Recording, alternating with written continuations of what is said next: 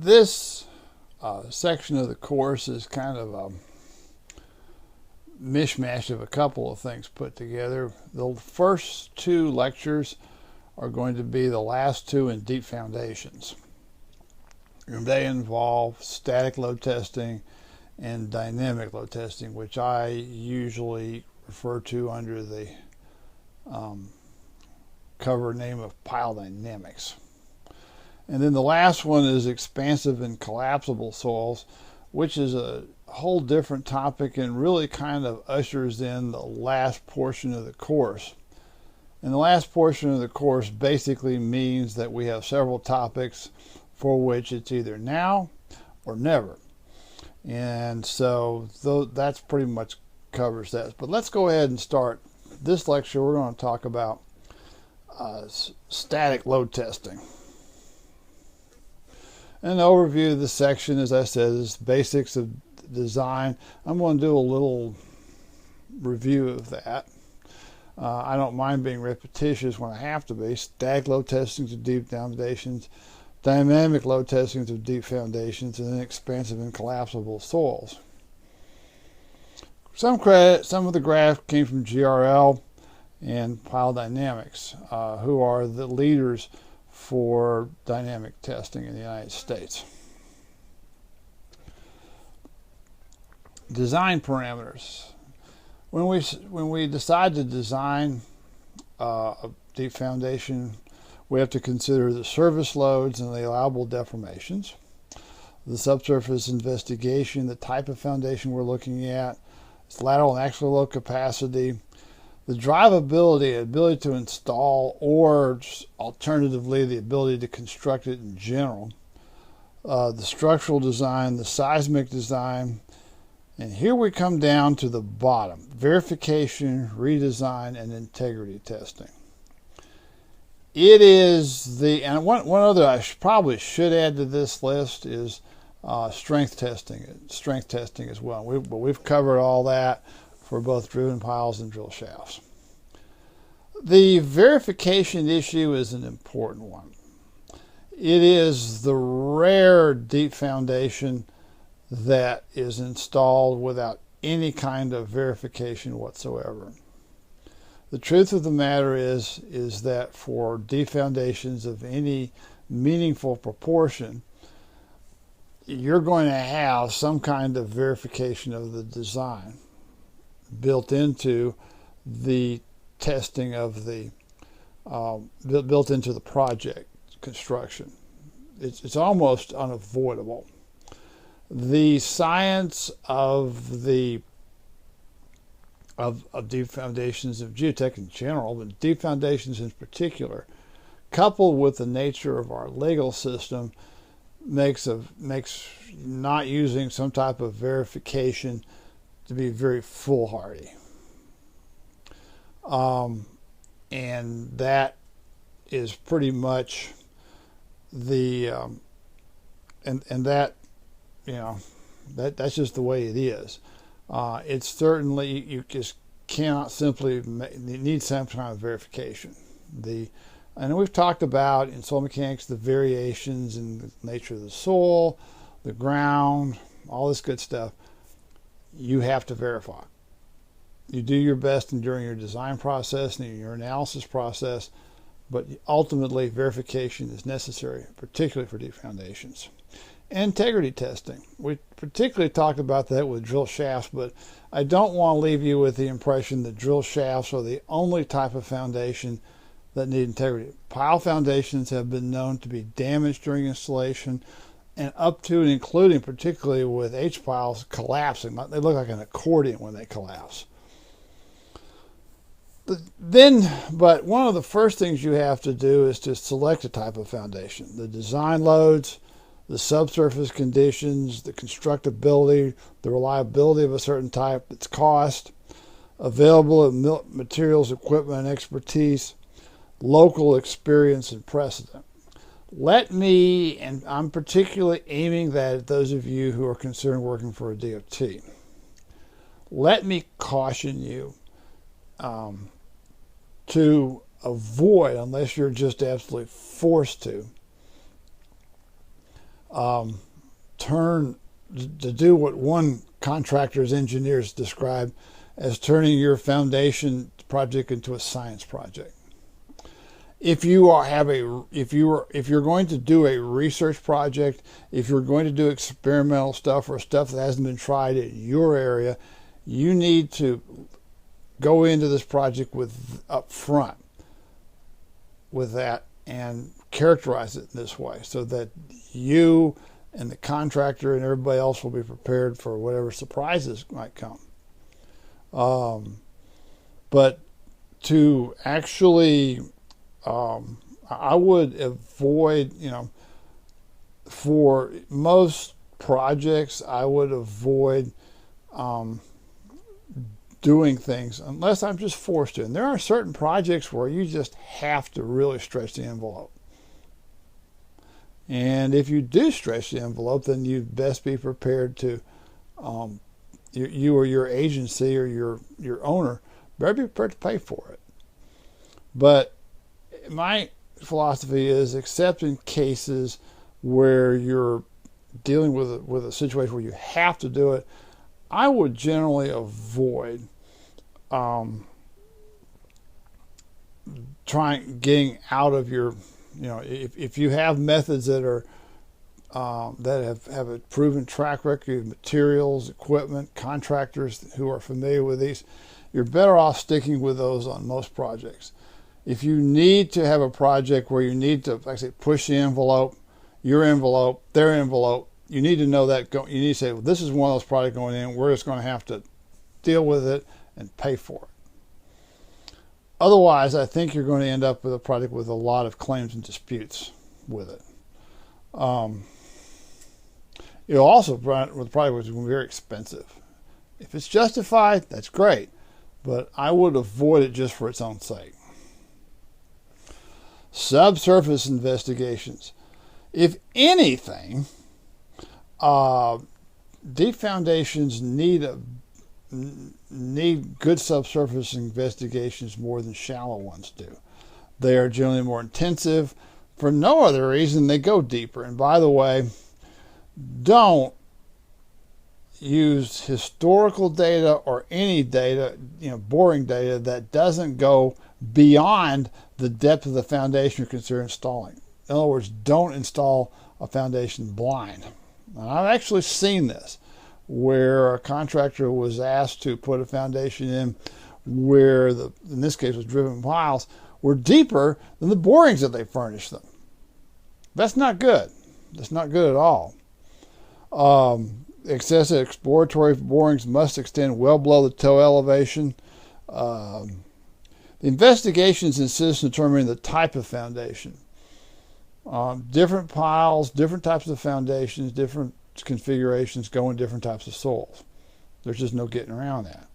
So the relationship between what pile, soil stratigraphy you have and what you actually do with it in terms of a foundation you put into it are definitely related. If you have data that is from a project in historical data, that's always good.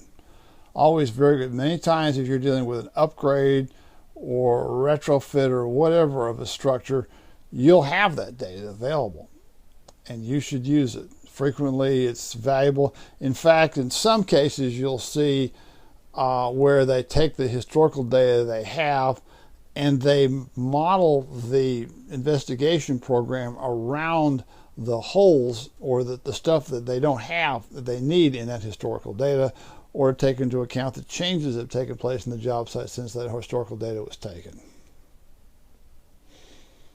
Service loads and allowable deformations.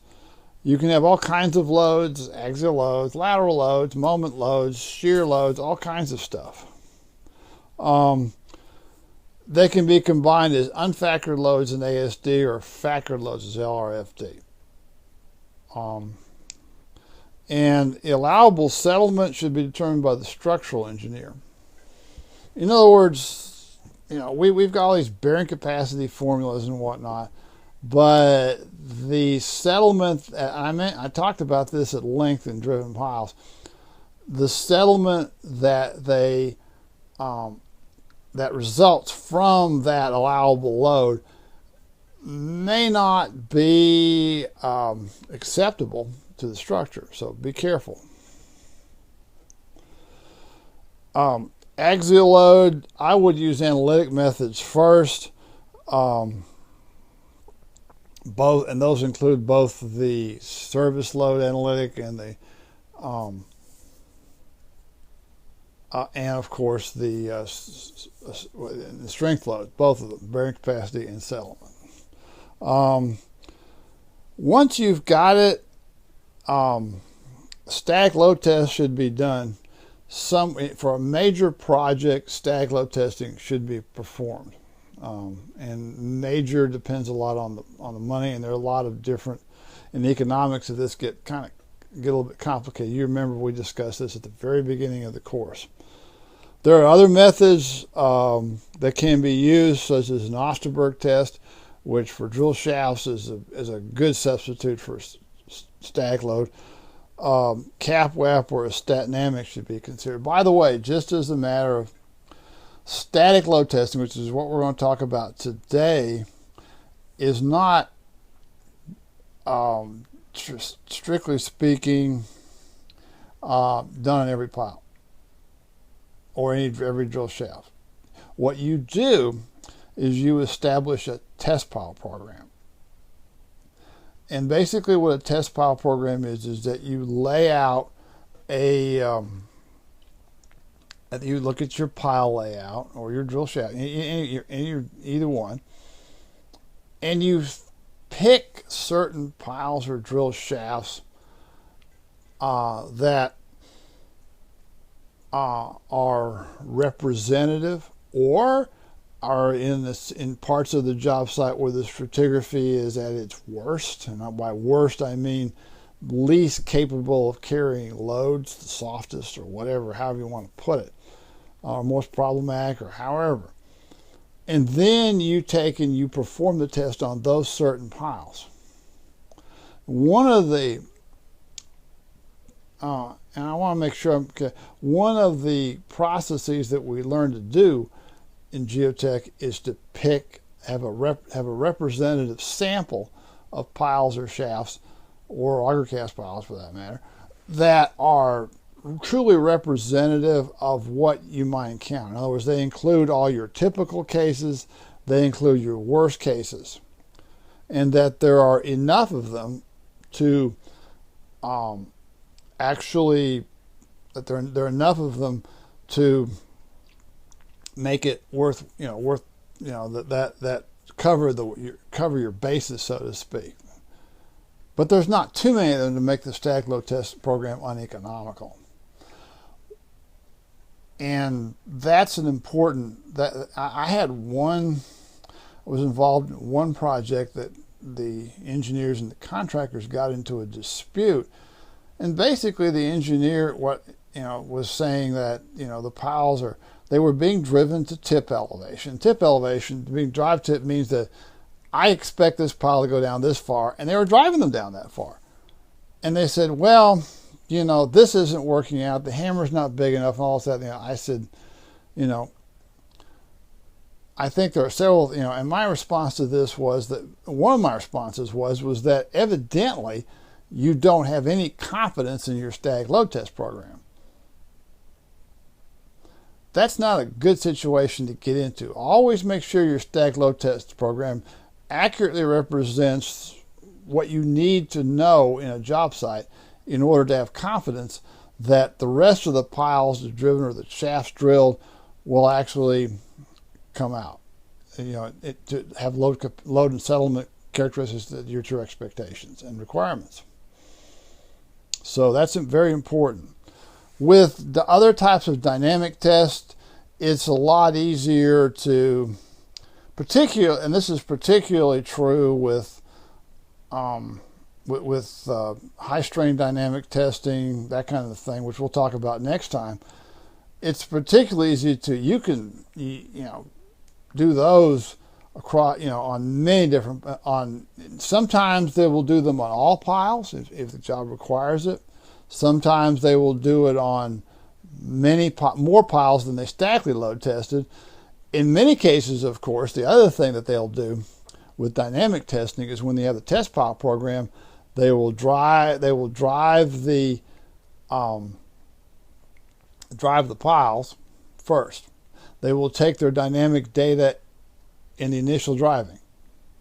You'll see in EOID, end of initial driving. They'll wait for any setup, poor water pressures dissipate. Then they'll take or do a restrike. And then after they've done the restrike, they can do the static load test. Once they do the static load test, then they have a picture of their, the test pile program will have both. And they'll have a fairly complete picture of what they're doing, providing your static load testing is properly set up. And then they can take that data and apply it to the dynamic data they carry as they go around the job site with the rest of the piles. Traditionally, sometimes in the past, what we've done is we've had a blow count specification. I'm going to talk about that with pile dynamics. You still see that with smaller projects. With projects of any size, you need more than blow count specification. I'll talk about why that is later. With lateral loads, the best way of determining lateral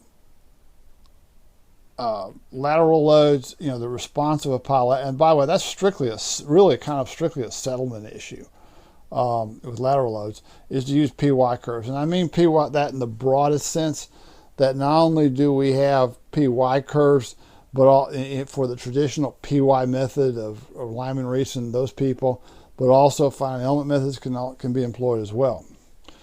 Batter piles are another way of dealing with lateral loads. And of course, with seismic retrofits, you have this problem as well.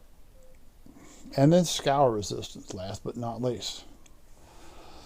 For driven piles, drivability is important. If you can't drive the pile, you should not use it. And there are configurations where a pile is undrivable.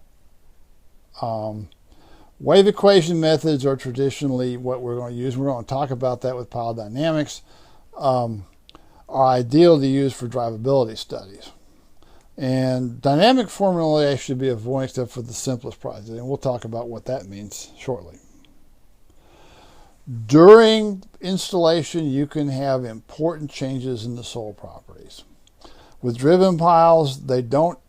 You have the cavity expansion issue. You have compaction issues. You have poor water pressure issues, and the load transfer characteristics are different. As I said, with their arc will be considered. They have been considered. So that's why we have two sets of formulas: one for driven piles and drill shafts, and one for driven piles. Drill shafts. Yeah, another one for driven piles. We've already kind of gone through that. Sands do not experience the kind of changes that clays do. They just simply compact, which usually works in your favor. With clays, you've got all kinds of problems. You've got the poor water pressure issue, which I discussed earlier. You've got distortion, thixotropy, all types of, and sometimes loss of contact between them, particularly and that weakens the pond. Usually clays are something you have to watch more carefully for in terms of their capacity. Seismic designs, earthquake occurrence must be taken. There's no way of getting, in fact, one of the reasons why we use deep foundations frequently is to deal with that issue. Most direct seismic loads on the fountain are lateral ones. Batter piles tend to be rigid for that. Once you've done that, the structural engineer can view the structural. Now, in the past, I have taught some structural methods for foundations. I've taught, for example, for shallow foundations, how to design those structurally. They're basically a slab that's loaded from one direction. I've taught concrete pickup stresses, which was always a nail biter and hair removal problem with students. They tore their hair out over it. I've taught several structural methods. I have set those aside in this time in the organization of the course. And I did it because I wanted to cover some other issues on the geotech side that I did not really cover, that I really could not cover otherwise. So, but in any event, the pile with deep foundations, the deep foundations themselves are structural members. Like I said, for example, drill shafts are basically concrete columns. Driven piles are, either H-beams and, or they are H-beams or pipe, or they are, and they're both axial and lateral loading. They can be just done that way. One trend which I find unfortunate, and one of the reasons why I've gotten away from structural design, is that in the newer codes and newer ASTM specifications, they assume that they get into the issue of column buckling in foundations. And I want to spend just a brief moment on that. And if you have for example, a cylinder pile, and this is very common in bridge construction, where you drive it into the, say, on a coastal type project or a river project, where you drive it into the ground and then it sticks up, say, 30, 40 feet. It's reasonable to expect column loading there, and in fact, the the influence diagrams that we use for those, and that's how we design them, by the way, take that into consideration. For some reason, and I'm not entirely sure why, the newer ASTM spec extends the column buckling issue to other types of deep foundations, and honestly, I'm not really sure if that adds much to our understanding of the loads of these things. That's just my opinion.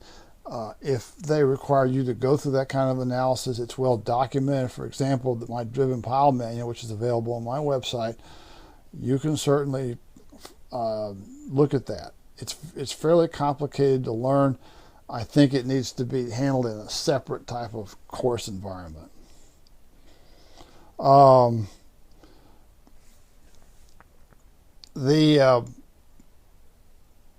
of course, you've got the settlement issue on the structures above it, which is obviously an important issue.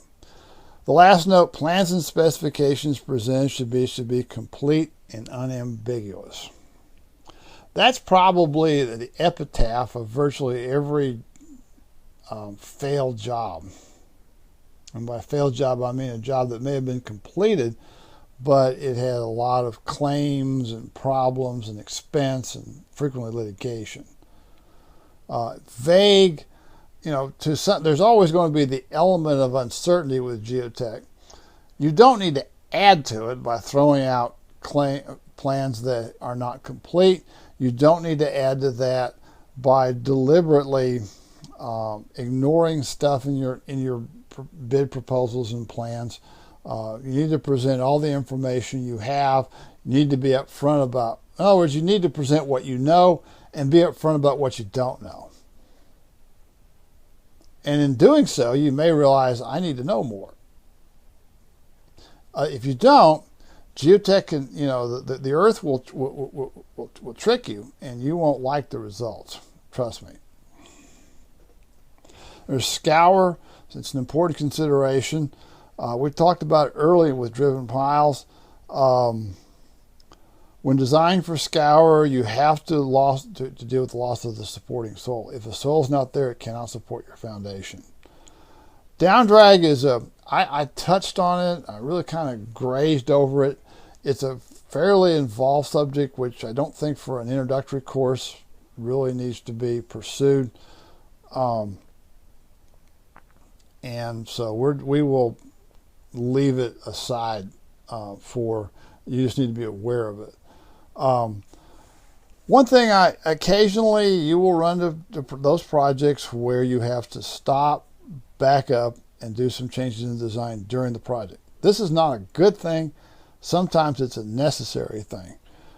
When you do that, however, you must be prepared to use whatever verification tools you have on stand. That includes dynamic load testing. That can include static load testing or whatever. If you redesign something, you need to come up with a way of verifying that to make sure that we haven't made 2 mistakes in a row, basically. So that, in a nutshell, I know I've been kind of repetitious on general stuff like this, but general stuff like this is what gets a lot of projects in trouble.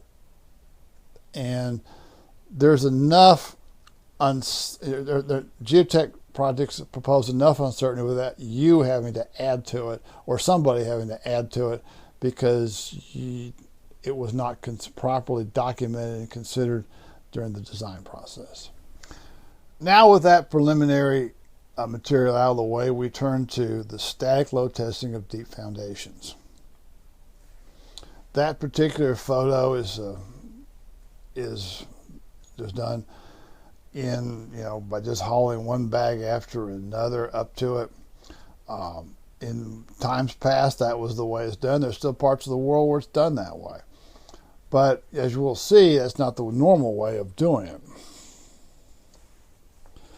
There are, we've talked about the analytic methods.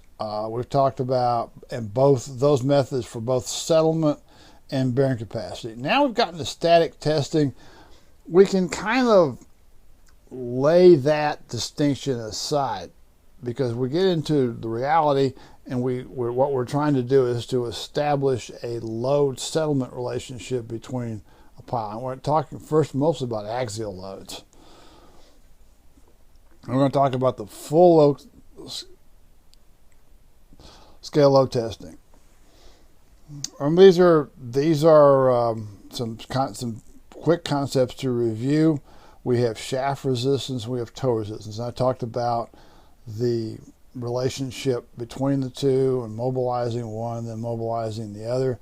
And I also talked about ultimately versus allowable capacity, which is largely an ASD concept. We'll take ourselves beyond that when we get to LRFD.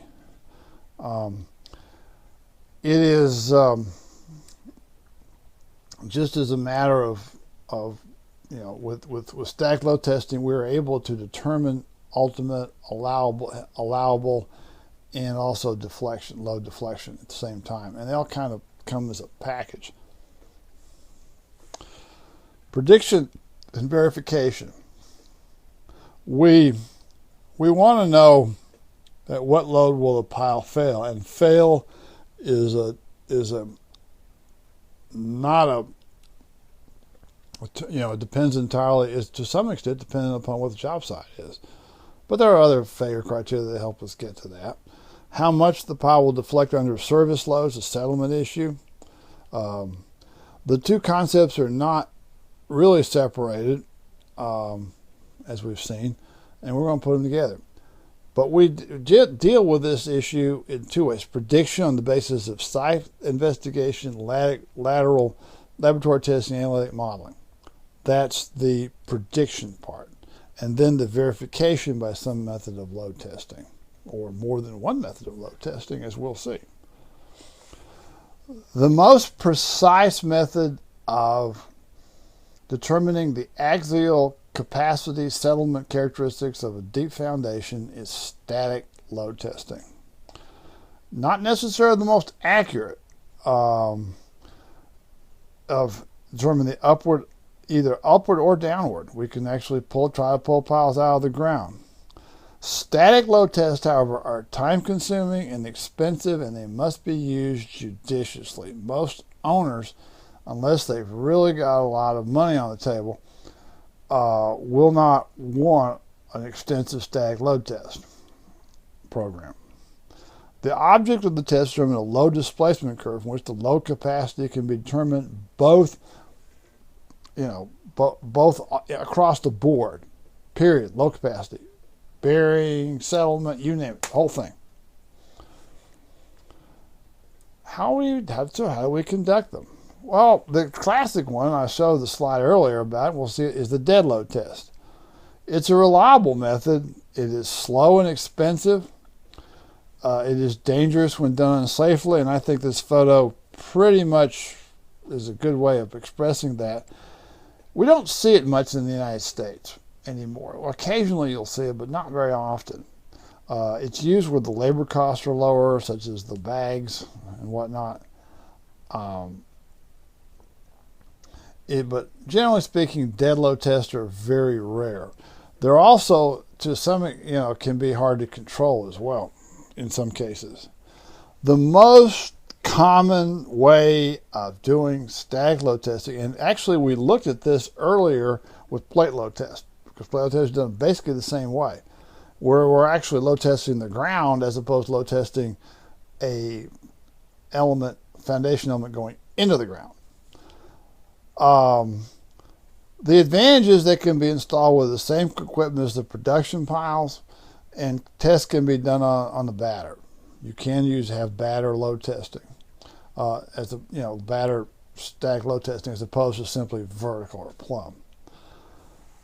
Disadvantage is the reaction piles may play. One of the keys to static load testing succeeding is that the reaction pile. No, the reaction piles are these things right here. And then there's this big H-beam. I mean, this is a big H-beam, serious H-beam. And then we've got more reaction piles over there. And then we've got this jack in the middle. And basically what we do is we put a jack, and I think there's a telltale on there as well sticking up. This thing right here is a telltale, I believe. I'll talk about telltales in just a minute.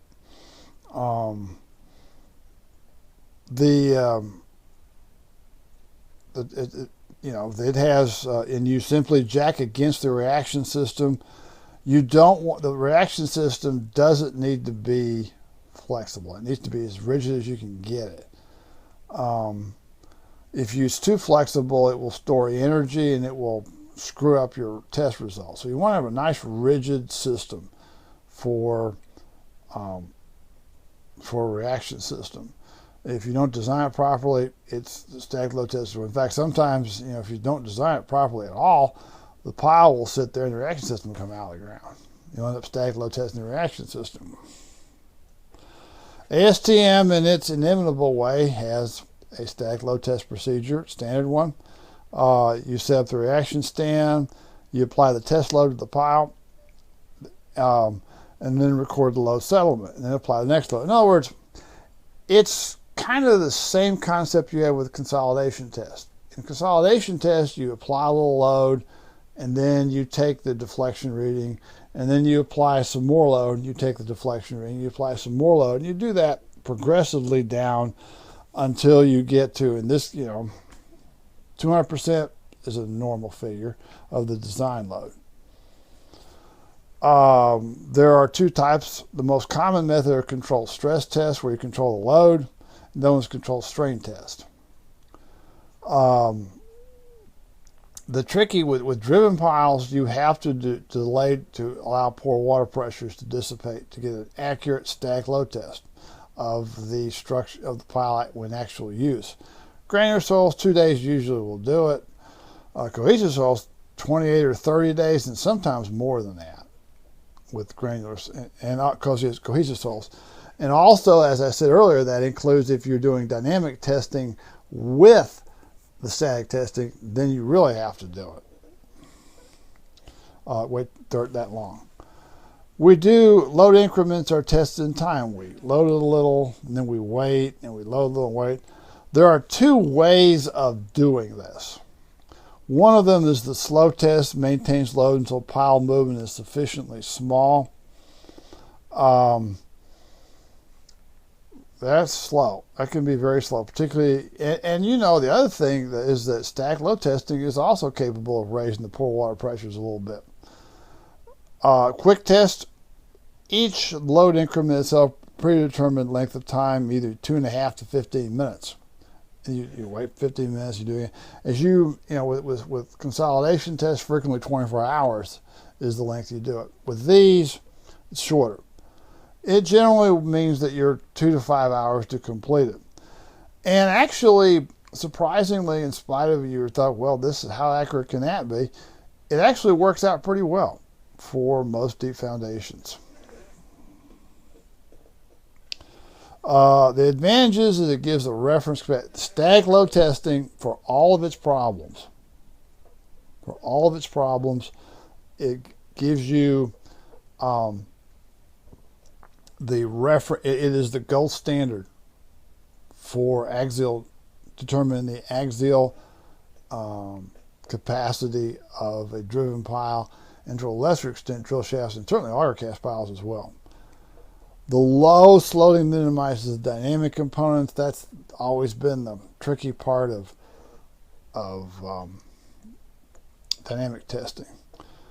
It can customize to include creep effects as well, and it can be instrumented to yield stack resistance and end bearing. That's the telltale issue I'll get into in just a minute. Disadvantage is time consuming and expensive, even when it's done the quick test. It is done in specially designated piles. You cannot afford to do it on all of them. And something that's done carelessly or inaccurately. One mistake made with stack load testing is this, and it's one that needs to be avoided, is, traditionally, maybe I ought to back up. Traditionally, you have, with stack load test, you have a load cell. And the load cell is, tells you, wait for it, how much load there is on any given time. In some cases, and I think this may be going by the wayside, engineers would compute the cross-sectional area of the jack, they would look at the pressure, they would multiply the two, they would get the load. That's maybe the load on the piston in the jack. It is not necessarily the load on the pile because of the friction of the seals.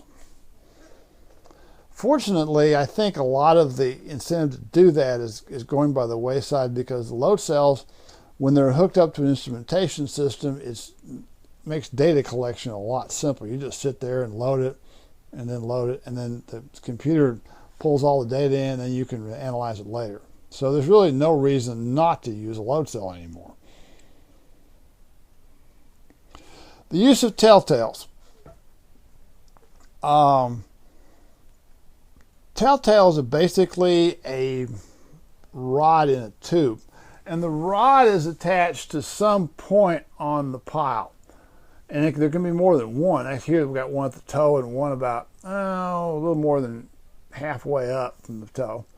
And basically what you do is, in addition to measuring, if you apply a load here, you will get the head deflection. The telltale, as you go down the pile, the deflection along the pile decreases. As long as there's no stress on the telltale will, in other words, if this, say, has loaded, say, 1/2 inch, and let's say this A is done 3/8 of an inch and this is done 1/4 of an inch. If you're not stressing the telltales at all, then the telltale for A will only go out 3/8 of an inch, and telltale for B. You use this data to try to sort out how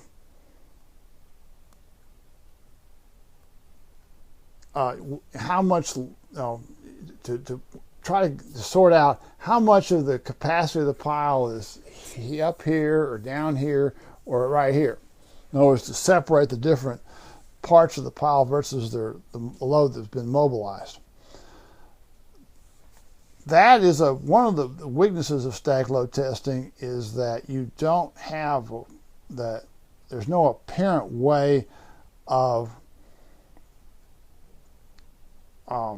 actually running a stack load from the head and using the head data to determine the distribution of the soil resistance along the shaft and at the toe. I'm going to make a bold statement, and I was looking to actually do this, but I don't think I'm going to get to it. I believe that it is possible to, and not only possible, I mean with the right numerical analysis that can be done, I believe that we could actually determine the distribution of the shaft within certain limits. Depending on it depends a lot on how the stack load test is run, and how many steps they take, and all this, that, and the other. If they, how accurate the load settlement curve is. But I believe that with proper numerical modeling, we could actually determine the distribution and how much, along the shaft and how it splits shaft using the stack load test curve. But that's just me. Okay, interpreting it.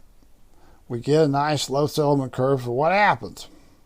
At one point, do we either, it depends on what your point of view is. Do we declare victory and say we've loaded it to the ultimate, or we declare defeat for the pile and say we've loaded the pile past its capacity and we can stop? There's not one method that is used. There are about at least half a dozen in use, at least half a dozen, maybe more, that are in use to look at this curve and analyze it. For example, you've got the tangent lines, and there's, I think, a couple of methods that actually use that. A double tangent where you take this, kind of like a consolidation test, where you take this and this, where they intersect is the failure load. That's common. You've also got, which looks at the slope of the curve. And then you have offset yield methods. And we're going to concentrate on those because that brings us to the Davison method, which is the most popular method in the United States for analyzing stack load, and the one that we're actually going to use in class. So I'm going to, the Davison method is the one we're going to focus on. Davison's method was devised in the early 1970s by Tom Davison, who taught for many years at the University of Illinois at Urbana-Champaign. Tom was a very good geotechnical engineer, and I had some very interesting encounters with him over the years. But probably his most important legacy to the industry is this one. And the Davison, and let me explain and kind of break down. Your book gives a nice explanation of Davison's method, and I would follow that, but I'm going to illuminate certain things. Let's start with the elastic deformation of the pile. Now, I have mentioned this formula 2 or 3 times in the subject of this course. And this is equation 951. If you had a pile and you had a rigid base on it, and you applied a load, and you did not experience column buckling with the pile, the delta, the displacement at the head, is equal to the Q times the length of the pile over the modulus elasticity of the pile times cross-sectional area. For mechanics and materials, it's the old Flea formula. Force length over Young's modulus times area. Same one. And that is fairly easy to compute, even for piles which have non-uniform cross-section. Now, obviously, that formula can only be applied the way it is for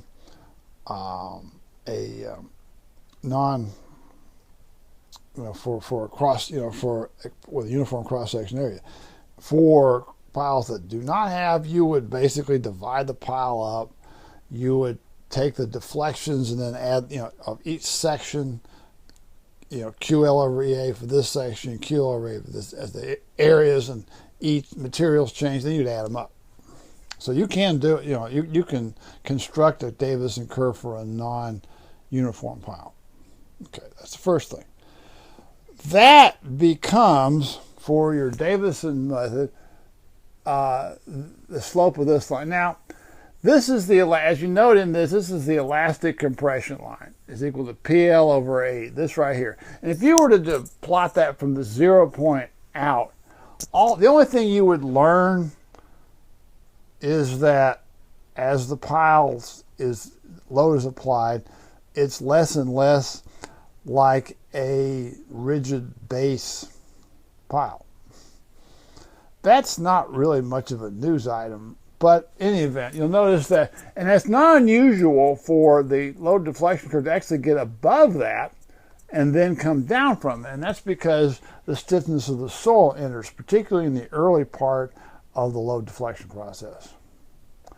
What Davison proposed to do is to then construct a parallel line from this line, which is slope is like that, which is offset. And offset by, in this case, the offset formulas are, is this portion right here. Now, it's equation 952. It's the second term in parentheses. There are some exceptions. They also give an exception for a larger pile that's different. But for most smaller piles, up to about 24 inches, this, in the parentheses, this term is the term that you use for your offset. In other words, for example, at zero load, at zero load, this deflection is, this offset is 0.15 plus B over 120 when B is in inches. And B, by the way, is the basic dimension of the pile. If it's round, it's the diameter. If it's square, it's the one side or the other, whatever. And what you do to find the failure load is you take this offset, and then you've got this line, this slope, and then you run it parallel to this. That's how you determine. And then wherever the load deflection line and this parallel offset yield line has, well, that's where your deflection. Well, now you're sitting there thinking, how does he expect us to do this? In the past, and not too distant past really, we used to have a little device called parallel rules, and they were used largely with molecular charts, but they could be adapted for other things, and there were other ways of doing this as well, where you could actually you could actually take and you could draw a line on a piece of paper, and then you could draw a line parallel to that anywhere else on the piece of paper, or pretty much anywhere else, and then draw a line, and then you could do that. As I've mentioned before, drafting skills are not what they used to be. In spite of the decline of drafting skills, where there's a will, there's a way. And this example, which is actually also in SI units, and one of the reasons why I feature it is because it is in SI units, to give you, if you get problems in one or the other, shows you how to do that.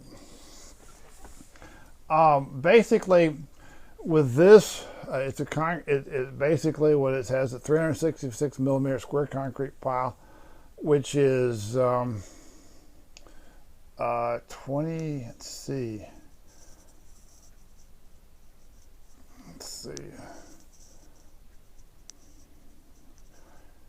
and has a required capacity of 2,200 millimeters, and it shows 24 meters long. And basically, we want to know a spontaneous load. We're given this set of data. That's all we really need. This set of load test data. Different points, you connect them together. You can use your interpolation function in Excel to connect them. You can use your whatever you want to do. It's also permissible, and maybe a little easier to plot it, is that to do it this way requires you make all the deflection. This is your load deflection. Your load is up here. It's in this case kilonewtons, or it can be in kips, and down here in millimeters or inches.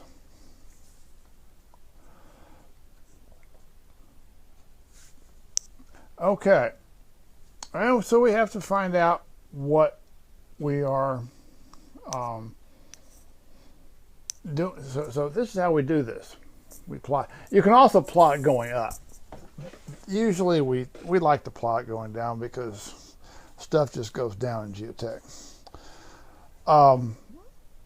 But the basic deal with Davison's method is this. First thing you do is you plot this line.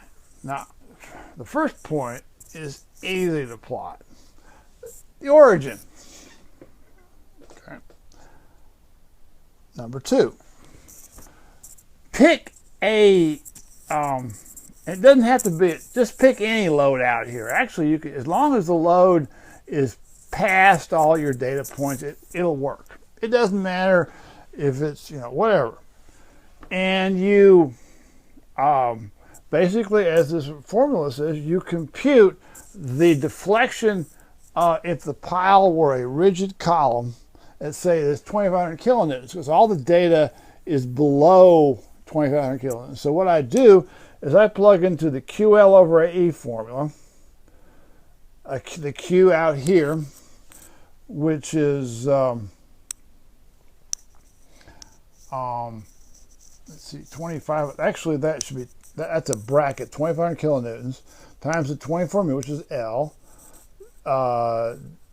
times 1,000 millimeters per meter, do a unit conversion, divided by 0.127 square meters cross-sectional area times this KPA value, 27.6 MPa value, which is the E value. And by the way, there is the E, the modular elasticity formula for concrete in SI units, based upon the F prime C value.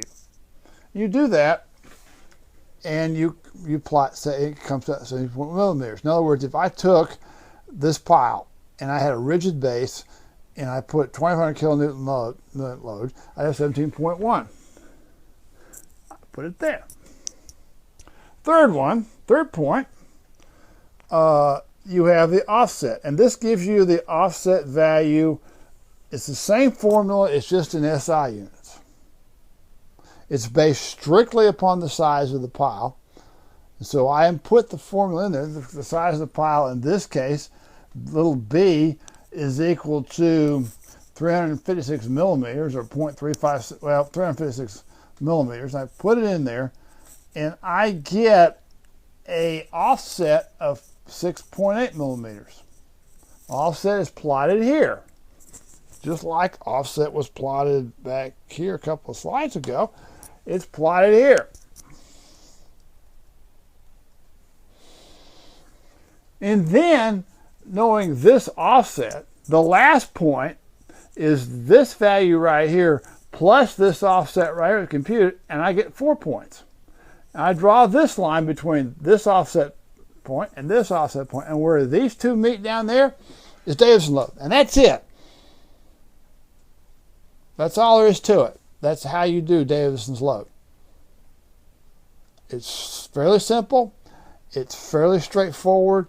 It's not a difficult calculation to do, and you just read it off the plot graphically. I'm sure you could, and I've actually had to teach my computer to do this, and it learned using linear interpolation between, say, this point and this point, or this point and this point, excuse me, this point and this point, and then that. And that's Davison's load. And that's how you do it. Davison's load and Davison's deflection. The load, you read this point up here for your load, and you read this point over here for your deflection. And that's it. That's all there is to it. As I said, you can have uplift test as well. The big difference between an uplift test is that you don't have any toe resistance into the situation. One thing I talked about, and outside of my bold statement I made, I'm going to keep quiet about that, is the load transfer evaluations. If I have telltales in there. I can use this this formula right here to determine how much of the average load between the average load and the pile between two measurement points can be determined this way if I have telltales. And those two measurements, as I said, you saw the load for the you saw the telltale loads for the diagrams for the telltales, and you saw one in the middle of the pile, one at the toe. That can be anywhere. You have as many telltales as you can stand, or how much interests you in terms of load. You can actually, and this is a sort of a quick and dirty way of determining the distribution along the shaft and at the toe of the pile.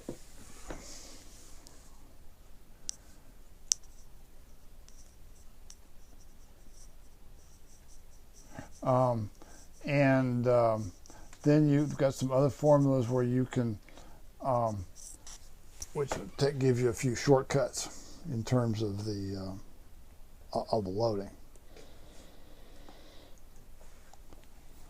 One of the big problems with drill shafts, in fact, maybe the big problem is that drill shafts are big. And that's both a plus and a minus. And the big place where it's a minus is in load testing them. How do you load test something that big? George Osterberg was older in dirt. When I first met him in the late 1970s, he'd actually been at the 1936 conference when our Soil Mechanics and Geotechnical Society was first founded. International Society was founded. And his, I guess this is his signature accomplishment, is not the only one obviously, but is the Osterberg test. The idea of the Osterberg test is fairly simple, but as everything else in geotech, a simple concept doesn't always lead to simple execution. This is how it works. If I have a drill, let's concentrate on drill shafts. You can use these with driven piles, but they may not work the way, the impact driving may be kind of rough on it. Drill shafts is where these things really shine. This is how you do it. Before you start pouring concrete and all this, that, and the other, you do a couple of things. One of them is you put an O-cell. The O-cell is basically a jack with two plates. So a plate up here and a plate down here, and it jacks between the two plates. You have telltales, and traditionally we've used telltales with these, although now you've got electronic instrumentation, which would be a lot easier to use. But use telltales, and basically what you do is you take it, if you recall, you put the O-cell on the bottom, you set up the rebar cage, and then you drop the concrete into the drill shaft. The drill shaft with the O-cell is covered. It's what referred to as sacrificial, which means you don't want it back, or not going to get it back. You do up, and then you apply a load that you essentially put load on the cell, and it jacks against the two plates. One plate jacks the upward, one plate jacks down. Well, that conveniently basically uses, and depending on how you want to look at it, it basically uses the shaft resistance as a reaction for the toe system, or the toe system as a reaction for the shaft system. However way you want to do it, there are actually reactions for both systems for each of them. Basically, what you end up with is these curves right here, where you've got the shaft deflection with load, and then you have the toe deflection with load. You get both of these. And then you take those, and through a process of data reduction, you end up with an equivalent surface load deflection curve as it would be if you had it from the top. This solved many of the problems with drill shafts in terms of, just the sheer size of the static load test. It also, basically the shaft or whatever, is its own reaction system. It eliminates the reaction system. And the Osterberg cell is used fairly frequently in this type of work. The advantage has no reaction. You only need to have the jack load only needs to be half of the test load. The only other problem, the shaft is loaded in an upward rather than a downward direction. One of the complexities I don't really get much into in this course is the fact that we have found that when you pull on, you put piles or drill shafts in tension, that the resistance of the ground to loading is less than it is going down. If you usually, however, that would be a conservative. That would be on the conservative side. Tensile vertical strings near the toe will cause cracking in the sole, especially if you're dealing with a cohesive sole. The maximum movement is at the pile toe rather than the pile top, and you have to especially prepare the piles. But really, the static load requirements of the really, it compared with the disadvantages, if the O-cell is applicable to a certain job situation, is very, very nice. The weaknesses in the static load capacity approach. I said that static load capacity is the gold standard for the acceptance of deep foundations, and that's true. But there's always something, and there are some weaknesses that need to be understood. There's uncertainties in the soil pile interface, especially if if the method you use has no telltales or has no other way of determining the distribution. There are more than one interpretation of the deflection curve, the pile failure, and plunging failure the same. One of the criticisms of Davis's method is it tends to be conservative for many piles, which may be one reason why we prefer it in the U.S. better. Down drag completely screws things up in terms of that. It tends to affect static load testing significantly. Pile capacity must then be settlement based, and maybe perhaps it's also the weakness in the strength, because with static load testing, we actually have to deal with both of them at the same time. In other words, our load capacity is a function, and the settlement is a function of how much the pile settles, which is probably the best lesson from static load testing.